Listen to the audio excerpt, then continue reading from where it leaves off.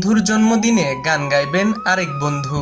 আগামীকাল 16ই আগস্ট প্রয়াত রক সঙ্গীত শিল্পী আইয়ুব বাচ্চুর জন্মদিন। আর সেই দিনেই ইতালির রাজধানী রোমে কনসার্ট করতে যাচ্ছেন নগরবাউল জেমস। বহুল প্রতীক্ষিত এই কনসার্টকে সামনে রেখে সাংবাদিক, স্পন্সর এবং বিভিন্ন কমিউনিটির বিশিষ্ট ব্যক্তিদের নিয়ে অনুষ্ঠিত হয়েছে গেট টুগেদার ও প্রেস কনফারেন্স।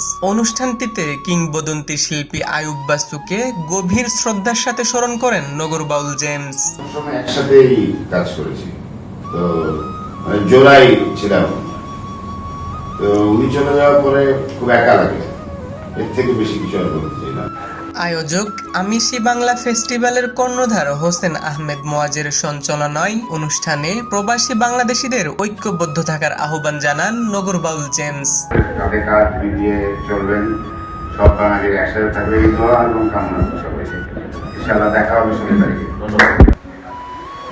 বাংলা সংস্কৃতির বিকাশ, চর্চা ও লালনের ক্ষেত্রে নতুন শিল্পীদের প্রতি তিনি প্রত্যাশা রেখে বলেন, আমাদের সংস্কৃতি নতুনরা এগিয়ে নিয়ে যাবে সবসময়।